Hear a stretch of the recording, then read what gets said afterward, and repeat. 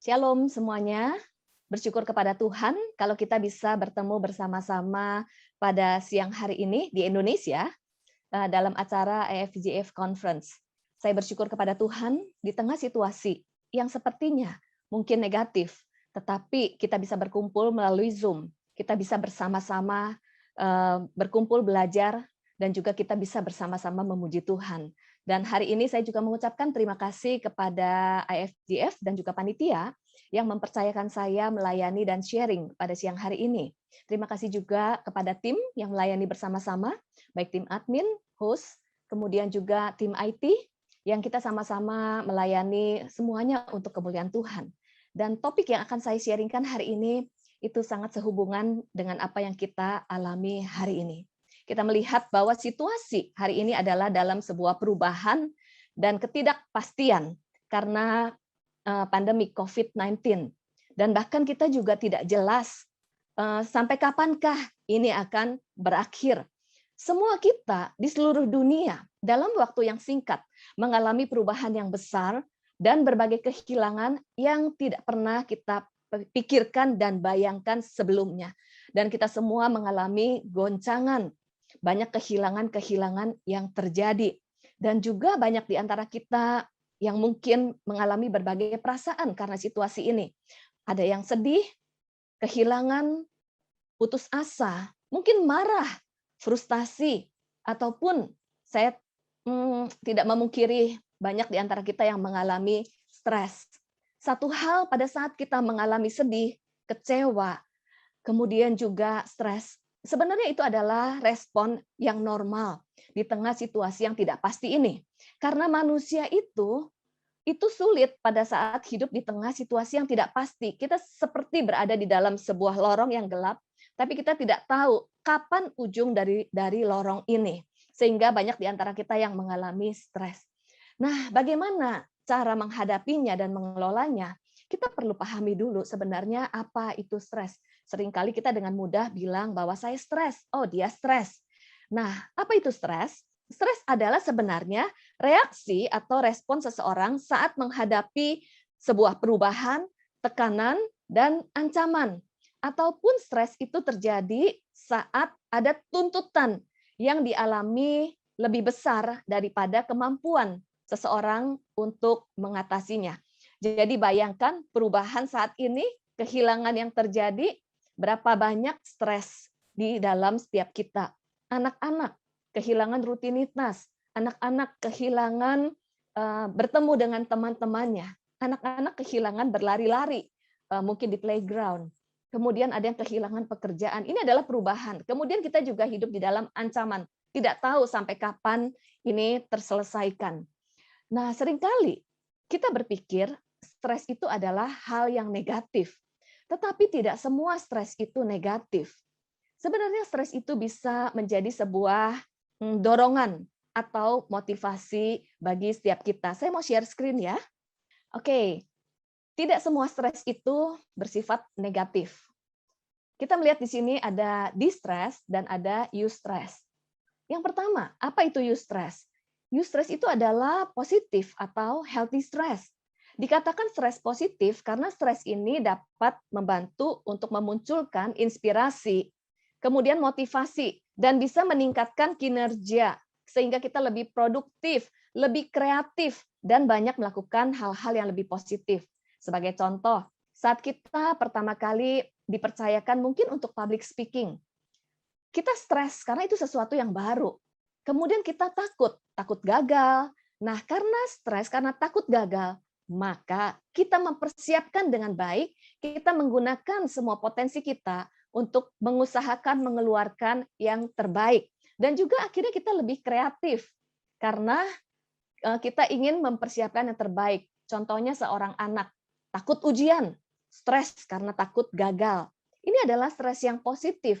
Kenapa? Karena takut gagal, maka dia akan belajar sebaik-baiknya. Kemudian, apa yang berbeda dengan distress? Ada kalanya memang kita membutuhkan stres untuk kita semakin bertumbuh dan berkembang. Tetapi kalau kita tidak bisa mengelola dengan baik, hal itu akan menjadi distress. Distress itu adalah unhealthy stress atau negative stress. Ini umumnya yang dikenal oleh sebagian besar orang karena merasa tertekan, merasa sulit sehingga berdampak dia menjadi putus asa. Kemudian menyebabkan seseorang menjadi bereaksi berlebihan, kemudian menurunkan kualitas diri. Karena apa? Karena tekanan dan tuntutan lebih besar dari yang dia mampu. Atau mungkin sesungguhnya kita mampu, tapi kita sudah berpikir, saya tidak bisa, saya tidak sanggup, dan memandang semuanya negatif, sehingga kita menjadi putus asa, tertekan, terus-menerus. Ini adalah satu tekanan yang bisa dialami oleh siapapun juga, karena ada kalanya sesuatu terjadi melebihi kapasitas kita. Tetapi yang membedakan, yang mendasar adalah bagaimana cara kita berespon dan menghadapi stres yang muncul dalam kehidupan kita. Jika kita mampu mengolahnya menjadi hal yang baik, maka hal itu akan menjadi stres yang positif, yang mendorong kita untuk bergerak maju. Sebenarnya kalau kita lihat apa saja sih dampak dari stres? Pada saat kita mengalami perubahan, mengalami kehilangan, betul itu berdampak buat setiap kita. Dampak itu adalah hal yang wajar terjadi karena kita sebagai manusia, kita memiliki perasaan, emosi, pikiran, kita akan terpengaruh oleh perubahan ataupun oleh tekanan-tekanan yang kita alami. Apa saja dampak yang bisa terjadi? Antara lain secara emosional, ada kita yang merasa cemas, marah, mungkin kecewa, frustasi. Kemudian pikiran atau mental kita jadi sulit berkonsentrasi. Kemudian juga kita kadang-kala kalau mengalami pengalaman-pengalaman yang negatif atau trauma, kita bisa flashback, teringat kembali. Kemudian secara relasi, di tengah-tengah situasi seperti ini ada kalanya mungkin relasi dalam keluarga, relasi dengan anak menjadi memburuk. Dan pertengkaran semakin banyak terjadi. Sebenarnya kenapa pertengkaran semakin intens, kemudian relasi dengan anak konflik semakin banyak terjadi? Nah, stres yang menumpuk. Mungkin stres dari stres yang di masa lalu konflik tidak terselesaikan, ditambah dengan situasi saat ini karena COVID, ditambah berbagai kehilangan dan perubahan saat tidak dikelola dengan baik dan menumpuk, itu berdampak kepada relasi kita dengan orang lain. Dan biasanya yang paling terkena dampaknya adalah relasi dengan orang-orang terdekat. Ada juga yang karena stres akhirnya mengisolasi diri, tidak mau bertemu dengan orang-orang, bergaul. Lalu juga ada dampaknya kepada fisik karena stres berkepanjangan, lalu menjadi mungkin sakit kepala, kesehatan terganggu, ada yang dikatakan asam lambung dan sebagainya. Dan satu hal yang perlu kita perhatikan adalah hal ini berdampak kepada spiritual kita, yaitu bagaimana kita memandang Tuhan. Di tengah-tengah situasi seperti ini berapa banyak kita yang mempertanyakan Tuhan, Tuhan di mana? Kenapa hal ini terjadi? Mungkin pada saat kita mengalami kehilangan, ada kemarahan kepada Tuhan. Kita mungkin kehilangan arti hidup. Kita mungkin mempertanyakan nilai-nilai yang kita pegang. Kemudian kita mungkin ada yang mulai sinis terhadap hal-hal yang rohani. Mungkin kita sudah berdoa, berseru, kita meminta jawaban, tapi Tuhan belum memberikan jawaban seperti yang kita inginkan. Mungkin ada di antara kita yang kecewa, kita berdoa, tapi kita mengalami kehilangan. Dampak ini adalah sebenarnya respon yang wajar, reaksi yang wajar, karena kita adalah manusia yang terbatas. Pertanyaannya adalah bagaimana kita melewati situasi yang saat ini seolah-olah kelihatannya gelap, tapi kita melewatinya bersama Tuhan. Walaupun kita semua hari ini mengalami stres, bagaimana mengelolanya menjadi eustress, menjadi hal yang positif, memaknainya, dan kita bisa melangkah maju. Karena kita percaya ada Tuhan yang menyertai kita. Sekarang bagaimana kita mengatasi stres atau juga menghadapi situasi hari-hari ini? Ada cara menghadapi yang sehat dan tidak sehat. Kita lihat contoh beberapa tokoh Alkitab. Mereka adalah tokoh yang luar biasa. Mereka adalah orang-orang yang dipakai Tuhan. Kurang apa lagi orang yang diurapi. Tapi ada kalanya saat menghadapi situasi sulit, mereka mengalami stres dan depresi seperti Musa, Daud, Ayub, Yeremia, Elia. Nah, bagaimana kita menghadapinya? Yuk kita baca di dalam 1 Tesalonika 5 ayat 23. Biarlah di tengah situasi apapun, semoga Allah damai sejahtera menguduskan kamu seluruhnya, dan semoga roh, jiwa, dan tubuhmu terpelihara sempurna dengan tak bercacat pada kedatangan Yesus Kristus Tuhan kita. Nah, ada langkah-langkah untuk kita mengatasi stres. Ada yang sehat dan ada yang tidak sehat. Ibaratnya seperti coping skill ya. Yang unhealthy, cara mengatasi stres yang tidak sehat itu antara lain ada yang terus-menerus marah-marah, kemudian mengalihkan, menghabiskan banyak waktu di depan gadget, merokok, mungkin juga terus-menerus di dalam depresi, mengisolasi diri, menggunakan obat penenang. Itu adalah cara-cara mengatasi yang tidak sehat. Tapi hari ini kita mau belajar bagaimana mengatasi stres dengan cara yang sehat. Yaitu kita lihat ada 2 cara, emotion focus dan solution focus. Seringkali kita lebih banyak berfokus kepada bagaimana caranya, bagaimana solusinya. Tetapi ada hal yang penting, yaitu bagaimana kita memproses emosi. Bagaimana kita memproses kekecewaan, bagaimana kita memproses kesedihan, bagaimana kita memproses frustasi, bagaimana kita memproses mungkin kita mengalami kemarahan, bagaimana kita memproses mungkin kita tuh mengalami kesedihan mendalam. Sekali lagi, sebagai seorang manusia, kita pasti mengalami sedih, kecewa, takut. Itu tidak salah, tapi bagaimana memprosesnya. Yuk, apa itu emotion focus? Emotion focus itu adalah bagaimana kita memproses emosi kita dengan cara yang sehat. Dan satu hal saya mau menitik beratkan, salah satu yang banyak terjadi di tengah situasi ini adalah kita mengalami berbagai kehilangan. Karena COVID-19, ada berbagai kehilangan yang dihadapi. Kehilangan apa saja? Bisa kehilangan rutinitas, kehilangan relasi, kita nggak bisa bertemu lagi dengan teman-teman di gereja karena ibadah online. Kehilangan tatap muka, kita nggak bisa lagi memeluk satu dengan yang lain, terbatas. Kita kehilangan ibadah. Mungkin ada yang kehilangan pekerjaan, ada juga yang kehilangan kesehatan. Berapa banyak kita yang kehilangan kesehatan? Ada yang kehilangan fungsi. Sebagai karyawan di kantor, kita di PHK, lalu kita kehilangan fungsi. Mungkin ada kita yang sebagai leader di satu tempat, kita tidak di sana lagi, kita kehilangan fungsi. Mungkin kita juga sebagai seorang pemimpin di gereja, yang selama ini kita melayani di ibadah, tetapi akhirnya kita semua di rumah. Ada fungsi-fungsi yang hilang. Mungkin kita kehilangan peran. Bahkan yang paling menyedihkan adalah kita kehilangan orang-orang yang kita kasihi. Nggak hanya kehilangan fisiknya mereka, kita nggak bisa ketemu lagi atau tidak bisa melihat lagi. Tapi pada saat kita kehilangan orang-orang yang kita kasihi, kita kehilangan kebersamaan. Kita kehilangan figur. Kita kehilangan mungkin pegangan hidup. Kita kehilangan relasi yang intim dengan dia. Kita kehilangan waktu-waktu untuk kita mungkin bercanda dengan dia, makan bersama dengan dia. Dan akhirnya itu membuat kita tuh bertanya-tanya, Tuhan, kenapa ini terjadi? Sebenarnya kehilangan itu adalah bagian dari dalam kehidupan kita. Selama kita hidup, ada waktunya untuk lahir, ada waktunya untuk kembali kepada Allah Bapa di surga. Ada waktunya kita mendapatkan, ada waktunya kita kehilangan. Karena semua yang diberikan kepada kita itu adalah sementara. Satu hari akan diambil daripada kita. Jadi kehilangan itu adalah bagian dari dalam hidup kita. Tetapi menghadapi kehilangan bukanlah hal yang mudah.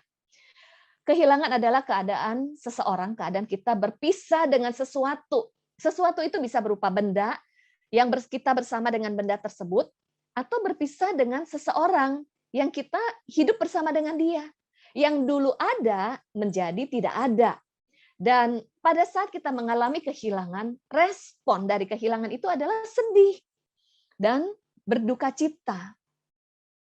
Kemudian kalaupun kita kehilangan seseorang, secara iman, secara kognitif, kita tahu bahwa mereka kembali kepada Bapa di surga. Tetapi kita yang masih tinggal, yang masih hidup, kita kehilangan dia, orang yang kita kasihi, bagaimana kita menjalaninya itu? kita memproses kehilangan, kita merasa sedih, kita merasa berduka. Jadi, kehilangan, bersedih, dan berduka adalah bagian dari dalam diri kita. Mungkin hari ini kita kehilangan karena COVID-19, kehilangan pekerjaan. Di waktu yang akan datang pun kita nggak tahu kehilangan apa yang akan kita hadapi, karena ini adalah bagian dari kehidupan.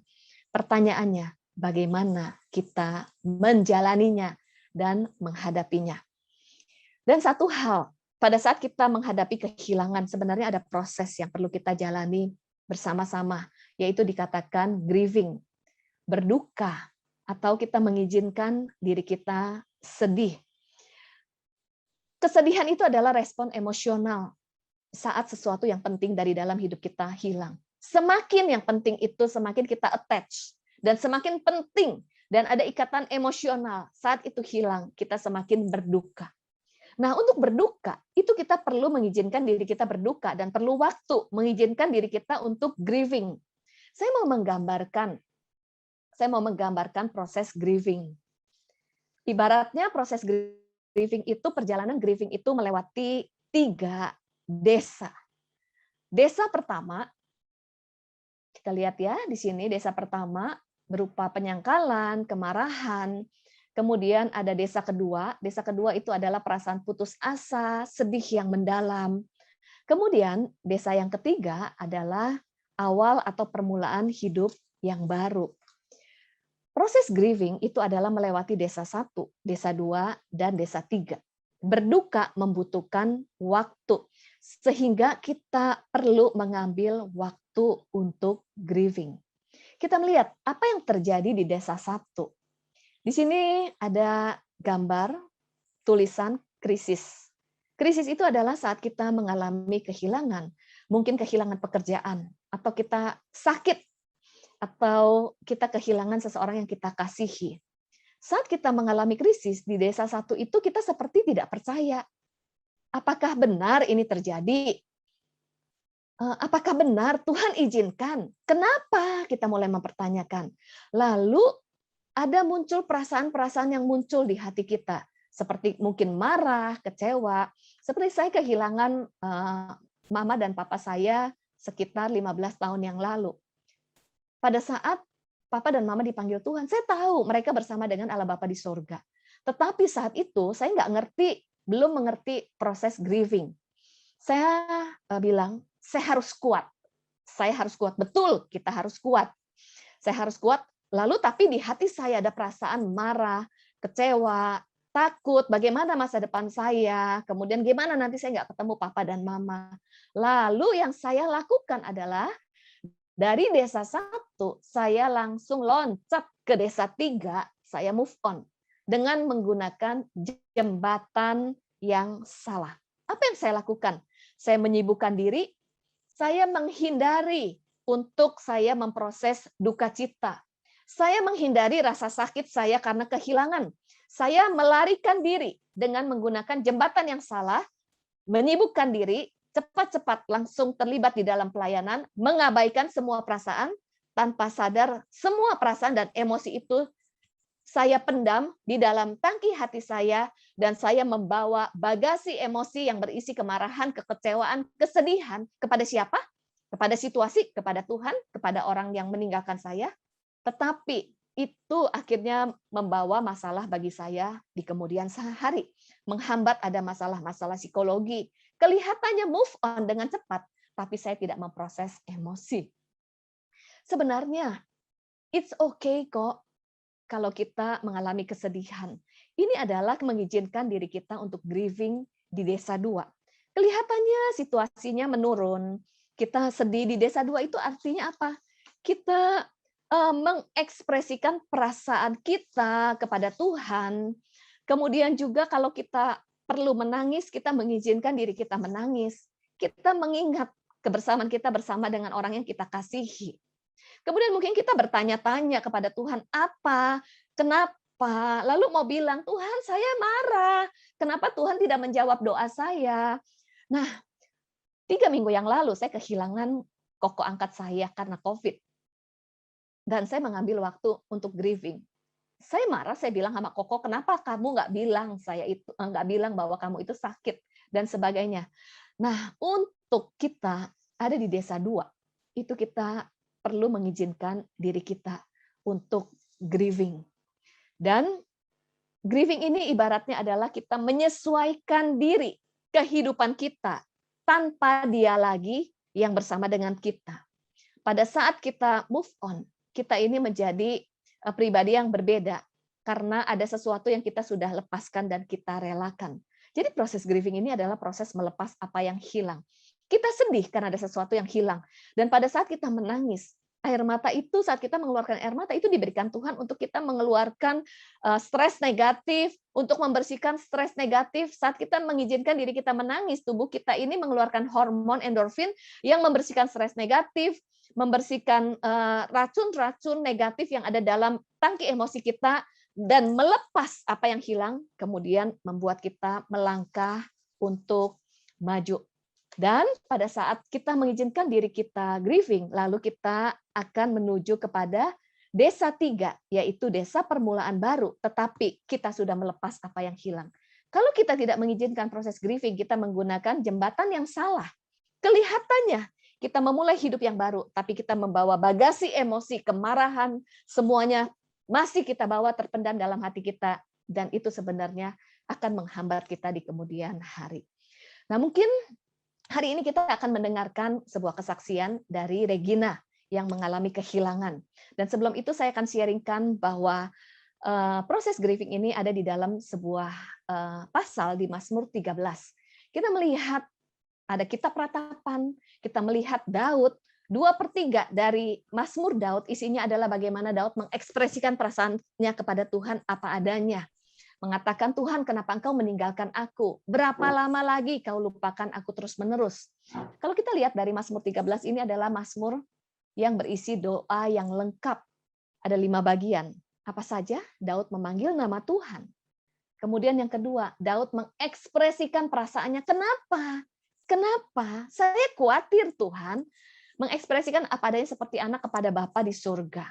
Lalu bagian yang berikutnya adalah meminta pertolongan, kemudian mengingat bahwa Tuhan adalah setia, baru memuji Tuhan, bersyukur dan percaya karena sudah memaknai. Seringkali kita melupakan bagian mengekspresikan perasaan, yaitu grieving. Saat memanggil nama Tuhan, kita cepat-cepat meminta pertolongan, cepat-cepat bersyukur, padahal kita masih ada bagasi emosi yang perlu kita ekspresikan. Saat kita datang pada Tuhan, mengekspresikan perasaan, disitulah Tuhan bilang, marilah datang kepadaku yang letih, lesu, dan berbeban berat. Aku akan memberikan kelegaan. Oke, saat ini saya mengundang Ibu Regina. Kalau saya memanggilnya adalah Regina, yang akan memberikan kesaksian bagaimana Regina menjalani proses grieving. Dan saya akan memperkenalkan Regina, yaitu Ibu Regina Christian adalah istri dari Pastor Evan Chandra di IFGF Jakarta. Ibu Regina mempunyai 2 orang anak yang luar biasa, yaitu Owen Chandra yang berusia 13 tahun dan Tara Chandra yang berusia 11 tahun, dan melayani sebagai Head Coach IFGF Kids Jakarta. Oke, saat ini kita akan mendengarkan kesaksian dari Regina. Welcome ya Regina ya.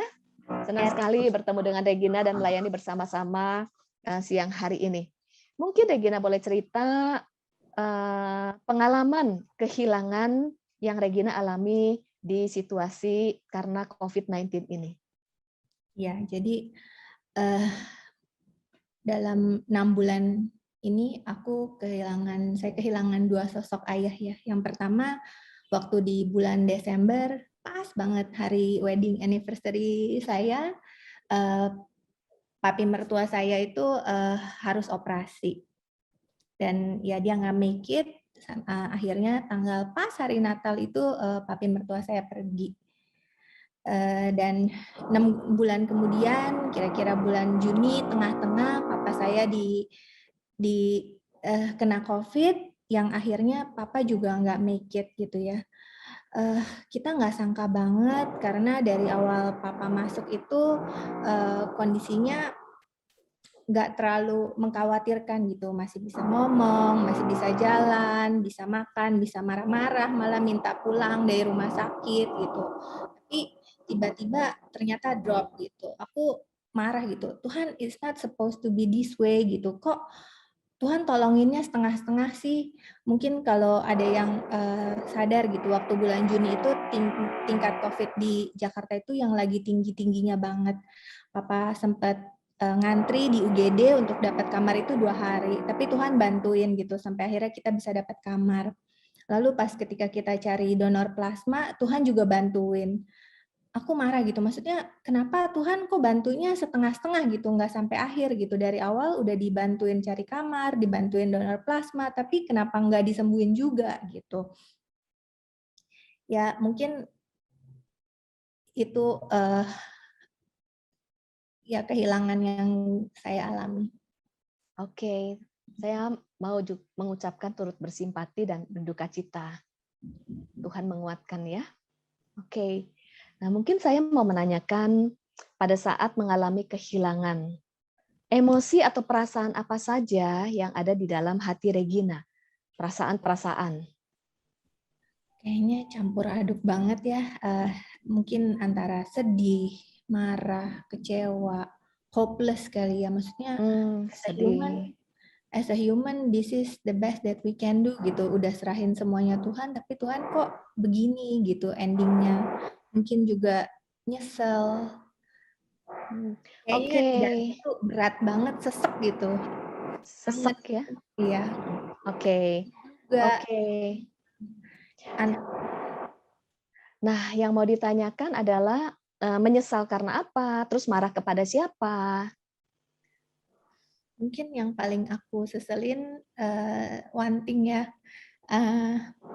Mungkin generasi aku tuh kita gengsi gitu untuk ngomong duluan sayang ke parents gitu. Mungkin karena mama papa juga jarang gitu ngomong sayang, I love you. Jadi buat aku ungkapin ke mereka juga gengsi gitu, mau peluk mereka. Jadi one thing yang paling aku nyesel, nggak pernah ngomong sayang dan I love you gitu. Maksudnya I don't know whether he knows that we love him dearly gitu. Jadi mungkin itu yang apa ya, yang nyesek banget buat kita gitu. Setelah papa nggak ada baru kita sadar gitu, nggak pernah ngomong ya, nggak pernah peluk ya, aku gengsi banget gitu. Iya, iya, iya, iya. Jadi waktu mengalami kehilangan itu ada perasaan sedih, perasaan satu sisi adalah menyesal juga ada ya, itu salah satu bentuk emosi juga. Oke, oke. Nah, mungkin saya mau tanyakan berikutnya adalah saat Papa berpulang kepada Tuhan, apa yang hilang dari kehidupan Regina dan apa yang berbeda setelah Papa nggak ada?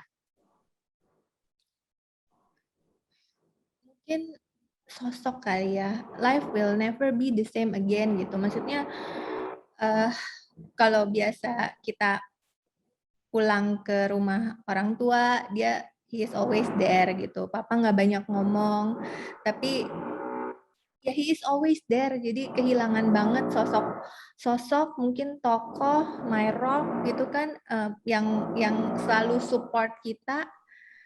Mungkin ya hidup nggak akan pernah sama lagi, and ya Hidup tidak pernah sama lagi ya. Ada yang hilang. Kemudian apa yang paling sulit buat Regina di tengah situasi saat kehilangan Papa? mungkin tadi sempat Ibu Liana bilang gitu ya, yang namanya distress, aku nggak tahu yang aku itu masuk distress apa eustress gitu ya. Mungkin selama dari Papa masuk rumah sakit sampai akhirnya Papa meninggal itu tuh aku ngalamin gitu yang namanya nggak bisa tidur, nggak bisa makan, kayak nyangkut aja gitu di tenggorokan gitu. Oke. Begitu bangun pagi, jantung tuh rasanya kayak udah berdebar-debar, tangan dingin, kayak restless, hopeless, nggak tahu gitu kita mau mau mau mau gimana lagi gitu. Ya, putus asa ya di Desa 2 ya. Ya. Iya, ya nggak tahu mau gimana lagi gitu ya. Oke, oke. Nah, bagaimana Regina mengizinkan diri Regina untuk mengalami proses grieving karena kehilangan papa dan bagaimana kondisinya saat di Desa 2 tadi? Mungkin boleh cerita ya. Iya, mungkin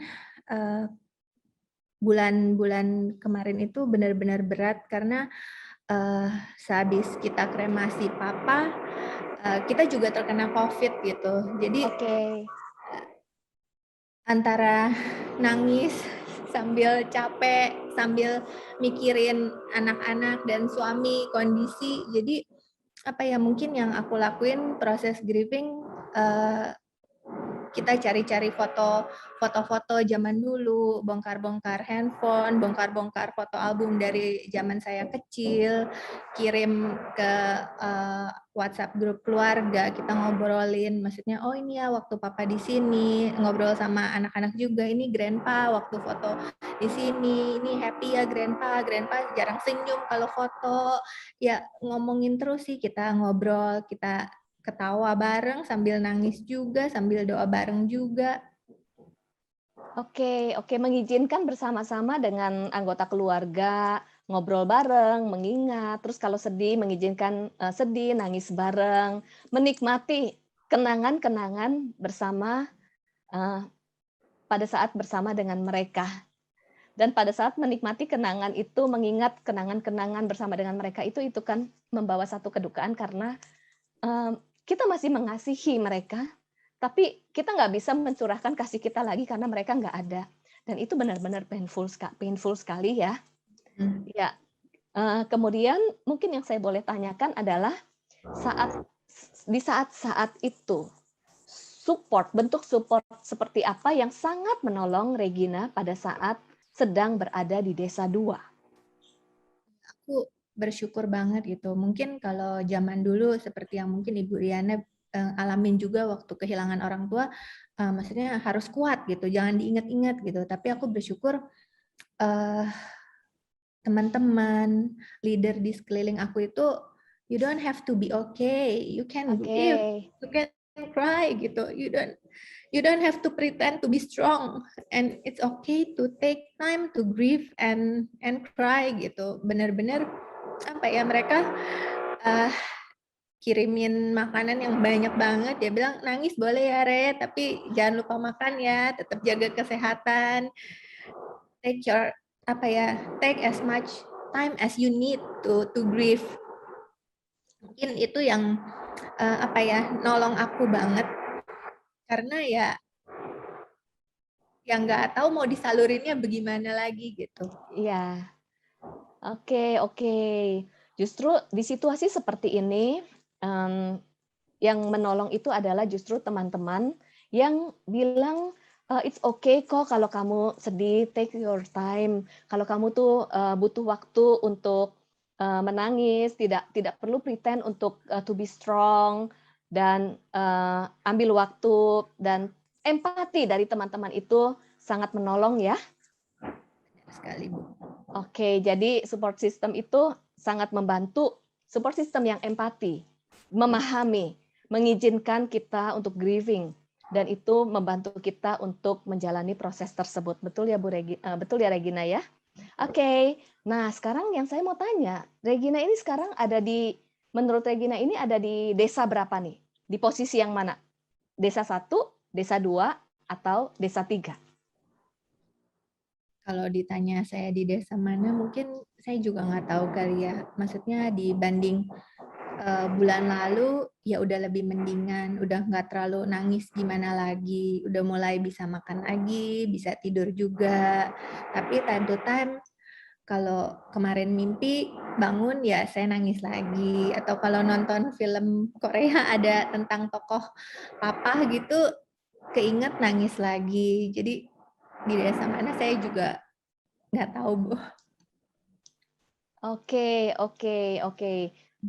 Kalau sekarang situasinya lebih baik daripada bulan lalu. Hanya terkadang kalau misalnya mimpi ataupun melihat sesuatu yang mengingatkan tentang papa, itu bisa sedih lagi dan nangis lagi. Lalu Regina mengizinkan untuk mengambil waktu untuk, it's okay, saya memang perlu nangis, saya menangis, dan memproses kesedihan yang ada, gitu ya. Makasih Regina, sekali lagi saya tahu kehilangan seseorang yang dikasihi itu bukan hal yang mudah. Kita perlu waktu, karena mereka nggak ada lagi bersama dengan kita. Saya mau sampaikan turut bersimpati, turut berduka cita, dan Tuhan menguatkan. Terima kasih untuk kesaksiannya, Thank you, Regina. Brenda. Tuhan berkati. Saya akan lanjut dengan sharing saya. Oke, saya akan lanjut. Tadi saya bertanya kepada Regina. Tadi Regina sempat share mungkin di 2 atau 2,5 kah, sudah sampai 3 kah.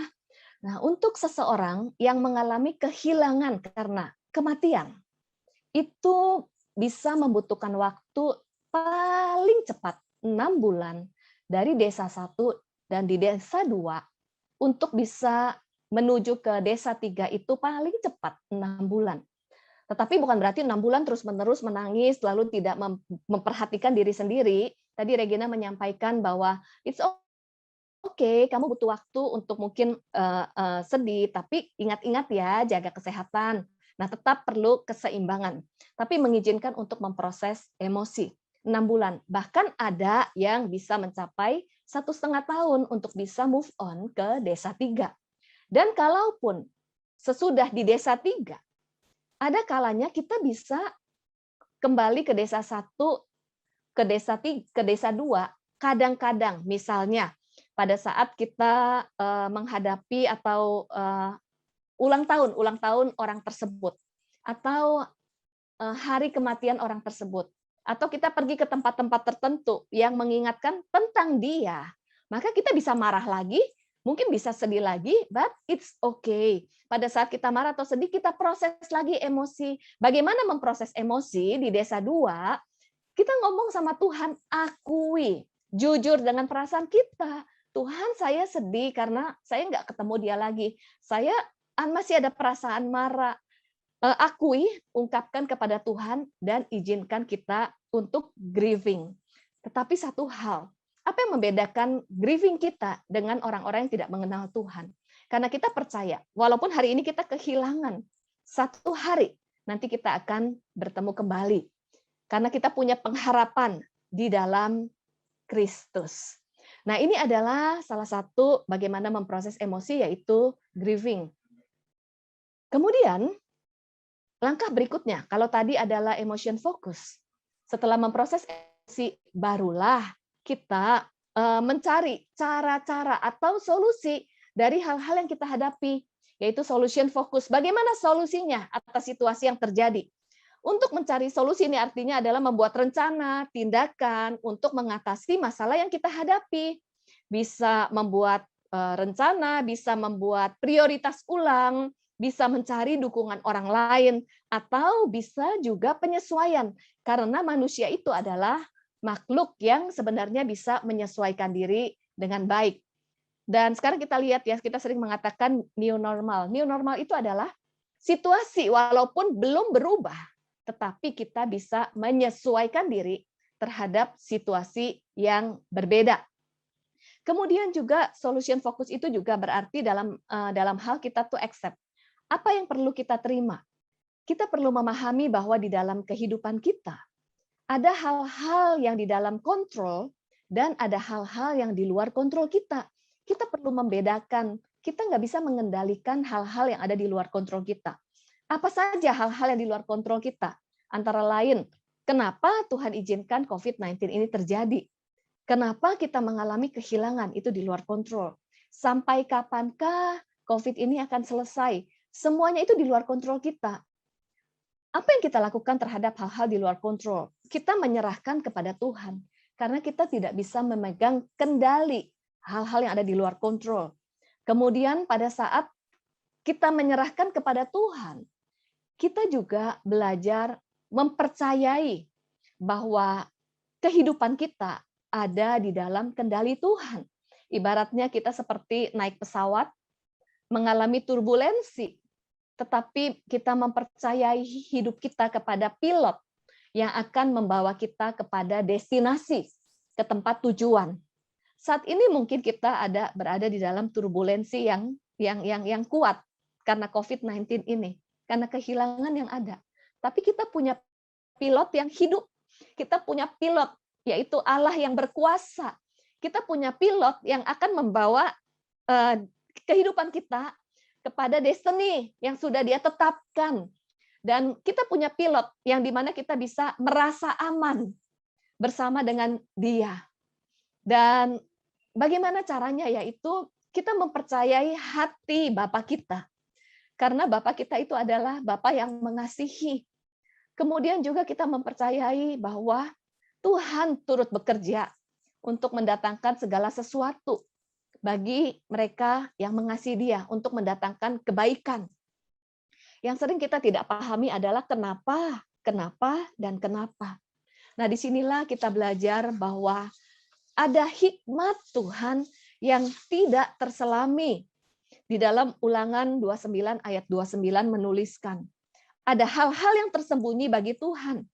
Ada hal-hal yang mungkin Tuhan belum nyatakan buat setiap kita. Kenapa hal ini terjadi? Kenapa situasi yang buruk Tuhan izinkan? Kita nggak paham. Ada kehendak Tuhan yang belum kita pahami, belum memang dinyatakan. Tetapi di Roma 11 ayat 33 menuliskan, alangkah dalamnya kekayaan, hikmat, dan pengetahuan Allah. Tidak terselidiki keputusan Tuhan. Dan sungguh tidak terselami jalan-jalannya. Kita nggak bisa menyelami COVID-19 ini kenapa. Tetapi yang kita percayai bahwa Tuhan kita adalah Tuhan yang baik. Allah yang berkuasa. Allah yang akan mendatangkan kebaikan. Bukan saja mendatangkan kebaikan. Situasi ini pun ada kebaikan yang Tuhan lakukan. Hanya saja kita belum mengerti. Itu sebabnya kita serahkan hidup kita kepada kendali di dalam tangan Tuhan. Kemudian, apalagi kita belajar memaknai. Bagaimana kita memaknai? Saya mengajak kita merenung. Apa sih makna COVID ini buat setiap kita? Ada yang memaknai situasi karena COVID ini adalah penjara. Ada yang memaknai situasi karena COVID ini adalah terbelenggu. It's okay terbelenggu. Waktu kita memaknai bahwa kita ada dalam penjara, nggak bisa keluar dari rumah kita. Bagaimana kita memaknai penjara itu?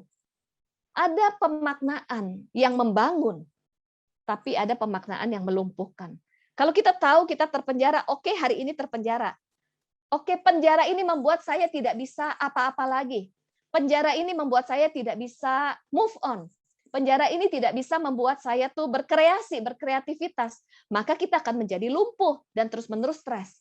Tapi kalau kita memberi makna, penjara ini membuat saya bisa membangun relasi yang dekat dengan keluarga. Kita akan semakin mengasihi waktu-waktu kebersamaan bersama dengan keluarga. Oke, penjara ini membuat saya semakin bisa menata ulang hidup saya dan merenung dan menata ulang apa tujuan Tuhan dalam hidup saya. Maka walaupun di tengah situasi terpenjara, ada makna yang kita dapatkan dan kita menemukan apa kebaikan Tuhan di dalam situasi ini. Kemudian juga kalau saya boleh memaknai, saat ini saya melihat bahwa Tuhan sedang berseru kepada saya. Tuhan sedang meminta perhatian saya. Ya mungkin selama ini saya sibuk. Mungkin saya menaruh hidup saya di atas apa yang saya lakukan, atas pencapaian, dan semuanya itu dibongkar oleh Tuhan. Di tengah situasi ini akhirnya saya menata dan saya memahami bahwa sebagai manusia kita terbatas. Sebagai manusia, seringkali tujuan hidup kita, di sini saya mau mengajak kita melihat, tujuan hidup manusia itu ada 3 tingkatan. Tingkatan yang pertama adalah ada orang yang bertujuannya untuk mendapatkan apa yang dia inginkan. What I have, what I get. Selalu berusaha mencari apa yang saya inginkan. Kalau yang saya inginkan saya dapatkan, maka saya akan puas. Tapi ada tingkatan kedua.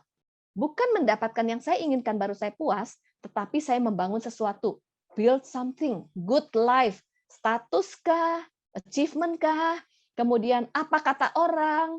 Pengakuan dari orang lain. Ini good life. Baru dia merasa dia tuh bahagia. Tetapi sebenarnya hari ini semuanya tuh diambil. Mungkin kebanggaan, mungkin apa yang kita bangun bertahun-tahun, apa yang kita miliki, pelayanan yang kita pegang, pekerjaan yang kita pegang. Mungkin selama ini kita mengendalikan hidup kita. Kita merasa hidup kita ini masih panjang, semua ada di dalam kontrol kita. Hari ini semua oleh Tuhan dibongkar. Sampai kita dalam situasi, apa sih arti hidup ini? Apa sih sebenarnya makna hidup ini? Meaningful life artinya, walaupun segala sesuatu diambil dari dalam hidup kita. Benda-benda itu hilang dari dalam hidup kita.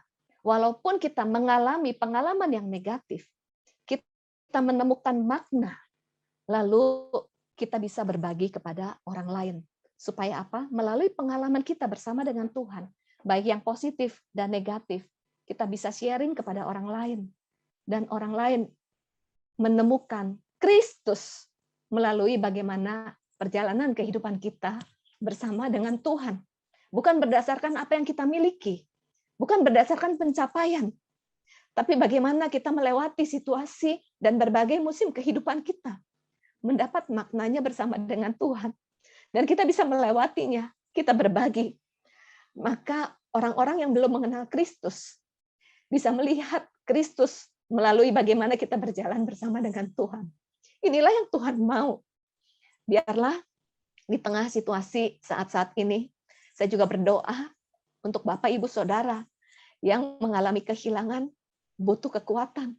Saya berdoa kita sama-sama datang kepada Tuhan, karena kita adalah manusia yang terbatas.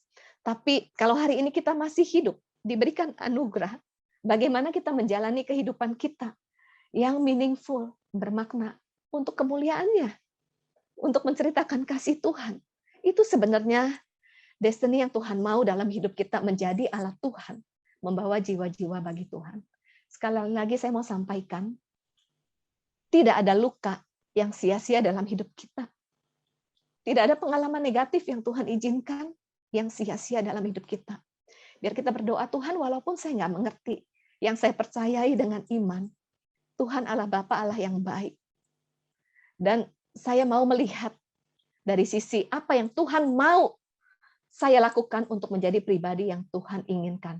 Apa tujuannya melalui pengalaman ini? Supaya rencana Tuhan digenapi.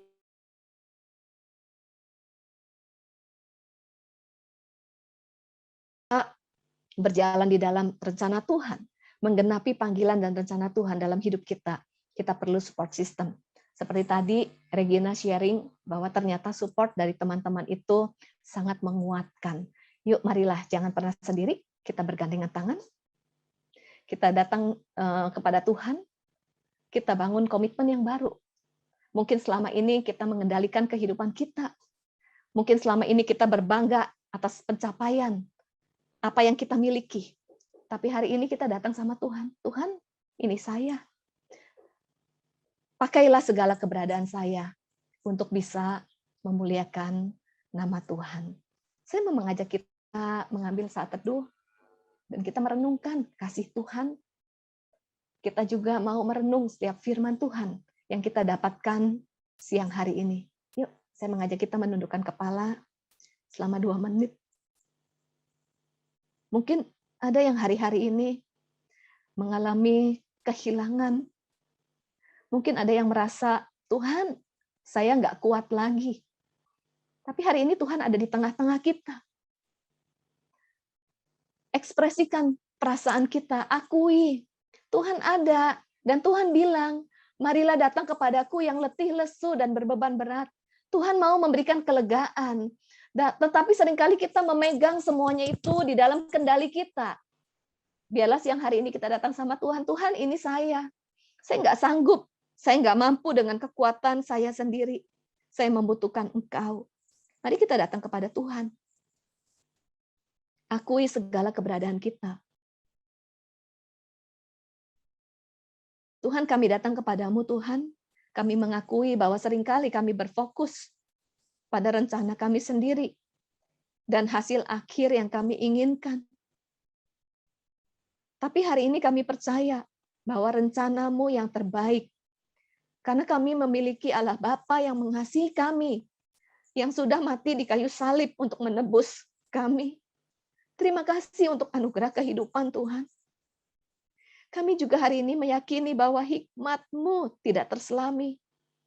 Yang kami yakini adalah Tuhan menyertai kami dalam setiap musim kehidupan. Kami percaya kami bisa melewatinya bersama dengan Engkau. Kami yakin Kau tidak pernah meninggalkan kami. Kuatkan kami yang membutuhkan penghiburan.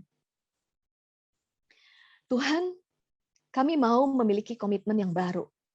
Kalau hari ini kami ada, ini adalah anugerah kehidupan dan kami tidak mau menyia-nyiakan. Kami mau menggenapi rencana Tuhan. Walaupun hambatan atau situasi apapun Tuhan izinkan terjadi dalam hidup kami. Yang kami inginkan adalah kami berlari dengan tekun dalam perlombaan yang telah Tuhan sediakan. Dan kami mau memegang kepercayaan bahwa Engkau bersama kami dalam setiap musim kehidupan. Kami tidak menyerah. Kami ingin menghidupi hidup yang berkemenangan dan membawa kemuliaan bagi Tuhan. Terima kasih Tuhan untuk sesi siang ini. Dalam nama Yesus, kami telah berdoa dan mengucap syukur. Mari kita sama-sama katakan amin. Amen. Terima kasih, Tuhan Yesus memberkati. Sekali lagi terima kasih untuk kesempatannya, kepercayaannya untuk saya boleh sharing dan berbagi. Waktu dan tempat saya kembalikan kepada host, Ibu Maudin. Tuhan berkati. Thank you, Ibu Liana. Thank you so much. Thank you for the message, for the words. Sangat menguatkan dan sangat memberkati banyak orang. Dan kami percaya apa yang Ibu tabur akan tertanam di dalam hati kami dan kami bisa melalui stage-stage grieving kami yang buat orang-orang yang kehilangan whatever it is di dalam kehidupan kita sekarang ini. Thank you Ibu. One more time, thank you so much. Oke, sekarang saatnya untuk Q&A dan kita sudah ada 2 pertanyaan, Ibu. Saya bacakan ya. Pertanyaan yang pertama itu dari Azalea Marindra Patricia dan dia bertanya, "Halo, selamat siang. Saya mau bertanya. Nomor 1, jika sudah tidak bisa menangis, apakah ini tanda kalau sudah tidak bersedih meskipun masih sering ingat dengan momen-momen bersama orang yang pergi dari hidup kita? Yang kedua, ciri-ciri orang yang sudah benar-benar move on itu seperti apa ya? Terima kasih, Tuhan Yesus memberkati." Oke, terima kasih untuk pertanyaannya. Ini menarik sekali. Kita tidak bisa menangis.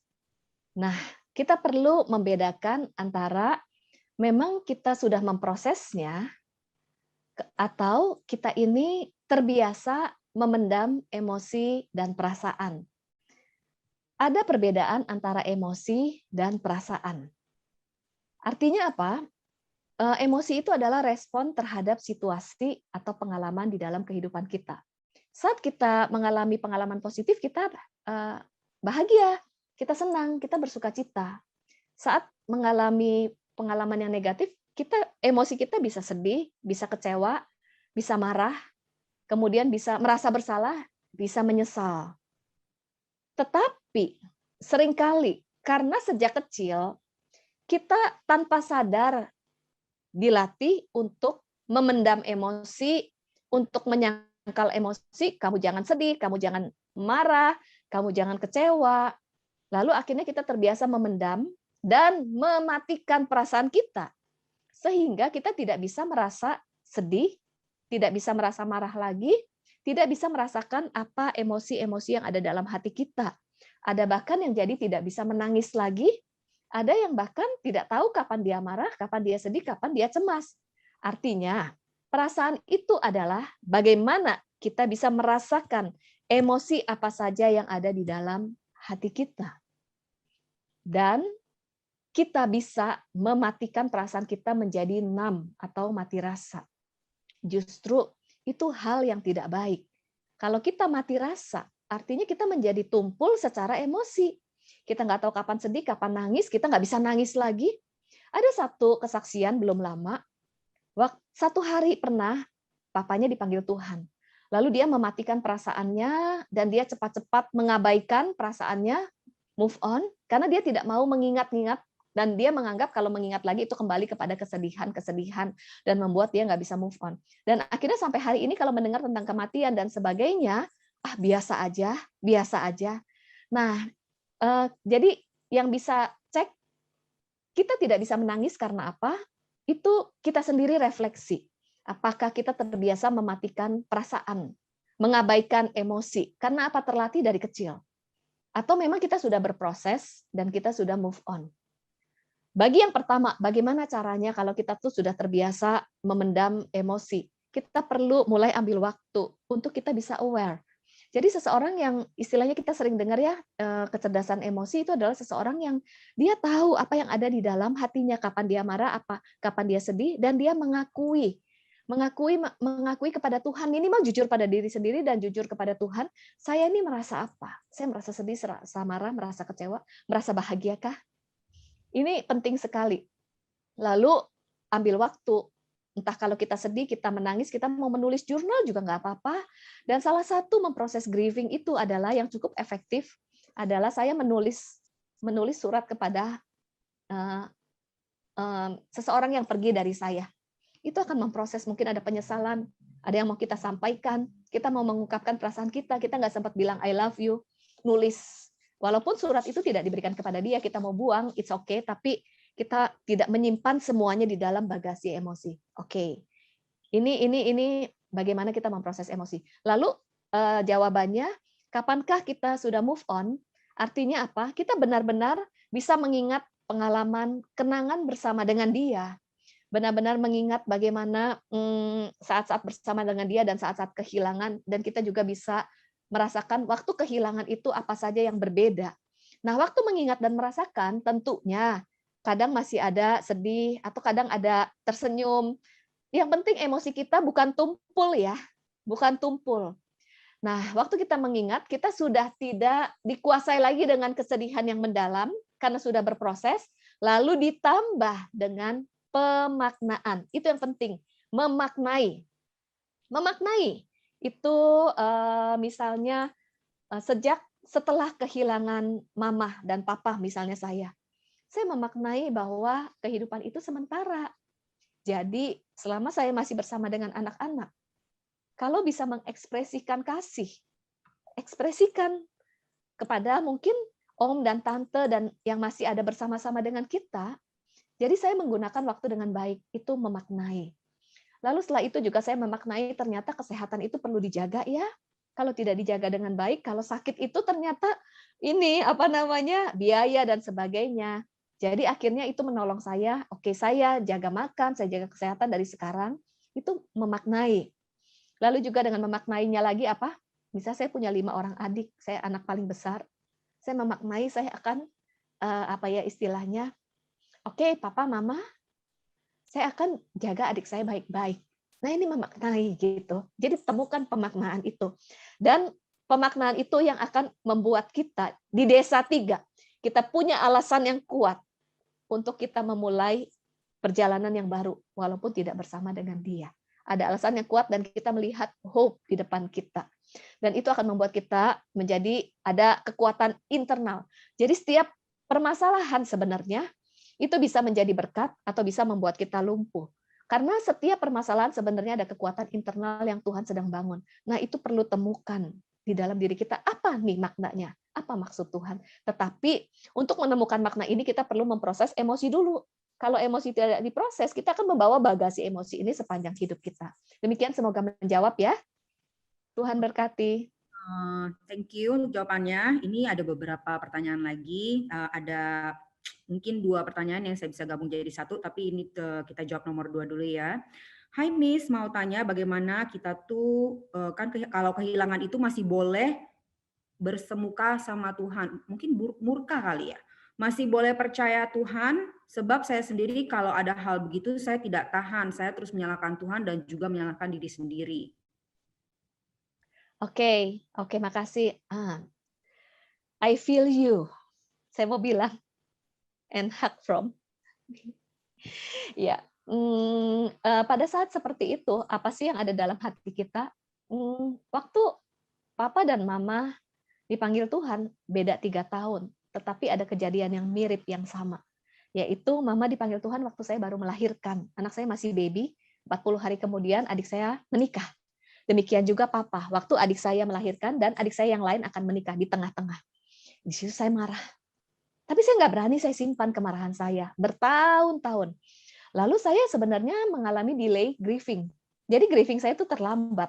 Dan saya sempat mengalami masalah-masalah psikologi karena saya memendam itu semuanya. Dan saya menganggap kalau saya grieving, saya tidak rohani, saya menganggap saya menjadi orang yang tidak kuat, saya mau menunjukkan saya ini kuat dan menyibukkan diri, dan ada masalah psikologi di kemudian hari.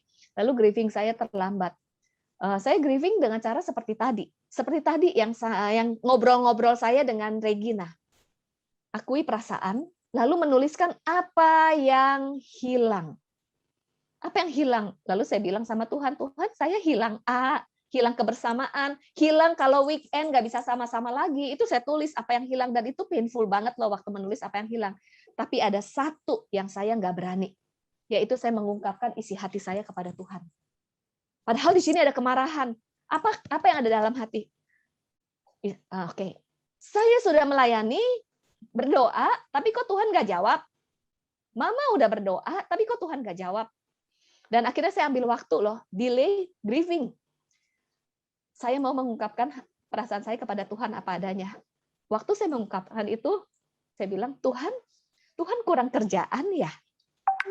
Kok papa dan mama diambil di tengah-tengah waktu ada yang melahirkan dan mau menikah? Apa susahnya Tuhan? Tinggal mundur sebulan, tinggal mundur 2 bulan, kita happy dulu, baru mereka berpulang. Kan Tuhan bisa. Itu ada di saya bertahun-tahun, nggak berani saya ungkapkan. Dan sampai waktu itu saya dapat pengertian, kita ini anak, boleh mengungkapkan perasaan kepada Tuhan apa adanya. Justru itu menunjukkan kedekatan kita kepada Tuhan. Dan disitulah merasakan penghiburan dari Tuhan. Nah, waktu saya berani mengungkapkan apa yang ada di hati kepada Tuhan, saya nangis. Saya bilang, Tuhan kayaknya nggak adil. Yang lain menikah, papa mamanya ada. Adik saya menikah, papa mama nggak ada, bahkan baru kehilangan. Terus kita semua harus pura-pura happy untuk membahagiakan adik saya. Saya keluarkan semuanya, itu grieving ya. Mengungkapkan, tapi saya lega. Dan di situ, di dalam lembah kekelaman, saya menemukan Tuhan. Dan saya baru tahu, justru selama bertahun-tahun, kemarahan saya yang tersimpan, itu menghambat relasi saya dengan Tuhan seperti ada selubung. Dan waktu saya izinkan itu, saya datang apa adanya pada Tuhan, saya merasakan breakthrough loh. Dan di situ saya merasakan Tuhan tuh memeluk saya, waktu saya tuh mengungkapkan itu semuanya. Jadi it's okay. Bukan kita murka atau murtad, no. Kita ini terbatas. Waktu mengalami kedukaan, kita nggak sanggup secara manusia. Ada banyak pertanyaan, bertanyalah kepada Tuhan. Walaupun kita belum mendapat jawaban, tapi minimal kita lega udah mengungkapkan isi hati kita kepada Tuhan. Mungkin ini bisa menjawab ya, karena saya mengalaminya. Ya itu. Tuhan berkati. Oke, sekarang ini pertanyaan ketiga dari Ibu Friskila Damaris Silitonga. Shalom, saya mau bertanya, bagaimana melepas rasa bersalah karena tidak mendoakan orang yang Tuhan taruh rasa belas kasihan. Tetapi kita tidak peka sampai kita mendengar dia sudah meninggal. Kita menyesal tidak mendoakannya dan selalu menangis karena merasa bersalah. Dan ini mirip sama satu lagi, Ibu. Mungkin, tahun lalu sepupu saya meninggal. Kita deket banget, 5 tahun yang lalu, tapi kita berantem. Dan kita pernah nggak bicara sampai dia pulang. Aku nggak ada rasa sedih atau kehilangan, tapi aku merasa feel bad for not feeling sad about her death. Is that okay? Is that normal? Oke. Thank you, Maureen. Ada sesuatu yang menarik tadi. Menyesal, kemudian perasaan bersalah. Sebelum saya membahas ini, ada beberapa keadaan yang membuat kita tuh duka citanya itu semakin mendalam di situasi-situasi tertentu. Misalnya, ini berbeda loh, seseorang yang dipanggil Tuhan itu mendadak atau sudah persiapan, misalnya sakit sudah beberapa tahun. Yang mendadak tentunya lebih mendalam ya, deep. COVID ini hampir semuanya mendadak. Itu. Yang kedua, akan semakin menyakitkan kalau kita nggak bisa melihat jenazah. Seperti misalnya pesawat jatuh, kita nggak bisa melihat. Dan COVID ini, setelah meninggal, itu kita nggak bisa loh ada doa seperti sewajarnya biasa, langsung ditutup. Kemudian bahkan ada yang teman saya, papanya hilang jenazahnya di situasi saat ini. Oke, kemudian ada lagi yang mendalam itu adalah pada saat sempat ada konflik sempat ada konflik, lalu belum terselesaikan, tiba-tiba orang itu nggak ada. Itu ada penyesalan mendalam. Satu sisi mengasihi, satu sisi ada sesuatu yang merasa belum terselesaikan. Kemudian kalau kecelakaan, bunuh diri atau dibunuh itu juga, dan ditambah lagi apabila seorang anak. Nah, satu hal, penyesalan itu perlu diproses. Penyesalan atau guilt atau rasa bersalah, bobotnya itu sama dengan bitterness. Kita sering belajar adalah kita perlu mengampuni. Kita terluka, ampuni orang itu supaya kita bisa move on. Tetapi itu sama dengan guilt yang tidak diproses. Bitterness itu adalah karena apa yang orang lain lakukan terhadap saya. Lalu saya terluka, lalu saya memproses dengan mengampuni orang itu. Tetapi penyesalan atau rasa bersalah itu adalah apa yang kita lakukan kepada orang lain atau yang tidak kita lakukan kepada orang lain, atau karena keterbatasan kita inginnya bermaksud baik tapi kita ternyata melakukan kesalahan. Lalu kita menyesal. Nah, menyesal itu perlu diproses sama seperti mengampuni orang lain. Menyesal itu kita perlu mengampuni diri sendiri. Minta ampun kepada Tuhan and forgive ourselves. Caranya apa? Boleh menulis. Saya menyesal. Saya juga ada banyak penyesalan. Saya menulis penyesalan. Mengakui saya menyesal karena A, B, dan C. Saya menyesal karena nggak sempat memberikan yang terbaik buat mama, menyesal nggak sempat jalan-jalan lagi, menyesal dulu marah terus gitu ya, ngambek-ngambek anak yang nggak baik. Saya tulis saya menyesal dan saya mengampuni diri saya karena saya pernah menjadi anak yang tidak baik. Dan kalau penyesalan itu ada, lakukan berulang-ulang sampai kita merasa lega. Jangan diloncat, istilahnya apa ya? Jangan diabaikan. Nah, mungkin ini menolong ya, memproses penyesalan itu perlu. Ya, karena guilt itu akan menjadi batu yang menghambat kita untuk move on. Semua perasaan, sedih, takut, kecewa, akui di hadapan Tuhan, menyesal, apapun emosi kita, akui dan proses. Ya, semoga menolong ya. Oke, makasih Maureen. Ini last question ya Ibu ya. Ya. Oh, sorry, actually masih ada 2 lagi. But singkat sih. Apa yang harus saya lakukan untuk menolong ketika ada teman atau keluarga yang kehilangan orang yang dikasihi? Beberapa yang lalu adik ipar saya kehilangan ibunya dan dia sangat sedih. Iya, iya. Untuk menolong adalah kita mendengarkan. Hindari untuk cepat-cepat memberi jembatan palsu. Tanpa sadar jembatan palsu itu misalnya segala sesuatu ada waktunya. Itu benar, firman Tuhannya tidak salah. Tetapi memberikan firman Tuhan itu akan hambat proses. Lalu kamu harus kuat ya, kamu harus cepat-cepat move on. Itu pikirin yang dan C. Nah, itu akan nanti dia akan tambah salah dengan kesedihan. Itu kan jadi double ya. Bagaimana kita nolongnya adalah justru dengan kita ada di samping dia dan bilang, sedih itu wajar. Seperti tadi ya Regina, waktu untuk bersedih. Saya paham itu kehilangan. Kalau kamu, saya ada bersama kamu dan saya support. Terus kalau dia sedih, kalau dia bisa menceritakan justru kalau orang itu bisa menceritakan apa yang membuat kamu sedih, apa yang hilang, dia bisa menceritakan perasaan-perasaan sedihnya, itu sangat menolong ada teman untuk berbagi. Lalu kita yang mendengarkannya, tidak cepat-cepat memberi nasihat dan tidak cepat-cepat memberi firman. It's okay sampai dia terus mengeluarkan sampah-sampah emosi kesedihannya. Ini penting sekali. Bahkan seseorang yang trauma pun, saya kan mengambil certified di trauma healing. Di situ ada satu kalimat yang powerful banget sih. Saat seseorang trauma, kapankah orang itu mengalami proses healing? Yaitu pada saat dia bisa menceritakan pengalaman yang membuat dia trauma, yang paling melukai, menceritakan pengalaman itu dan mengeluarkan perasaannya kepada seseorang yang mendengarkan dengan empati, tidak memberi komentar. Lalu menjawab, it's okay, saya paham. Mendengarkan aja. Disitulah pengalaman bercerita itu, di situ proses yang menyembuhkan. Seperti tadi juga waktu saya sharing dengan Regina, sebenarnya itu adalah istilahnya apa ya, hal-hal yang dilakukan dalam counseling kepada orang yang grieving. Bagaimana perasaan kamu? Apa saja? Apa yang hilang? Apa yang sulit? Apa yang menolong kamu? kamu ke depannya mau kemana? Oke, it's okay, takes your time. Itu sangat menolong banget. Dan kapankah waktunya untuk kehilangan karena kematian? Itu paling cepat ke desa 3, 6 bulan. 6 bulan, itu normal. Dan paling lama gitu ya bisa sampai 1,5 tahun. Tetapi kalau lebih dari 1,5 tahun, alangkah baiknya mencari bantuan untuk konseling. Tetapi bukan berarti dalam 1,5 tahun itu tiap hari nangis dan sebagainya. Maksudnya kita seringkali masih teringat, seringkali bersedih, dan it's okay. It's okay kok, nggak apa-apa gitu. Oke, semoga menjawab ya. Berarti itu bisa menjawab pertanyaan ini ya Bu ya. Ini ada yang tanya, Ibu Lina Wijaya. Saya mau bertanya, apakah duka masa lalu harus dilupakan atau tidak? Karena setiap lagi pasti menangis. Yes, oke. Duka, luka, duka, trauma tidak bisa dilupakan. Banyak orang ingin melupakan, tidak mengingat lagi. Kenapa? Pada saat mengingat akan merasa sedih. Lalu akhirnya diabaikan, cepat-cepat move on. Melupakan tidak menyembuhkan.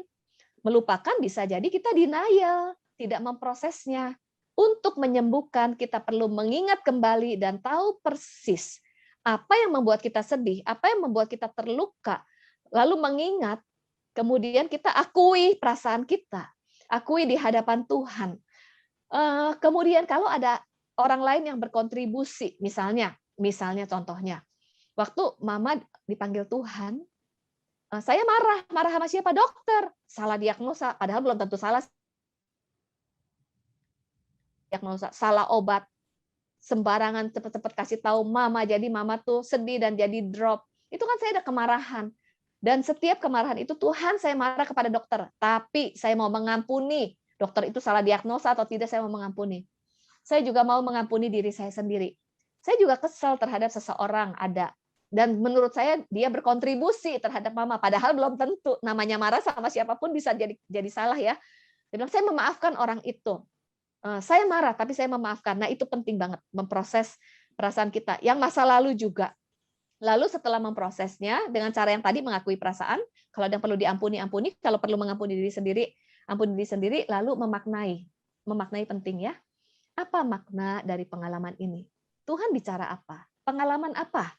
Manfaat apa yang saya dapatkan? Nah, setelah itu kita move on dengan pemaknaan yang baru, tapi tidak membawa bagasi emosi atas pengalaman-pengalaman yang menyedihkan. Itu perlu diproses ya, jangan loncat. Oke, semoga menjawab. Oke, ini our last questions ya Bu ya.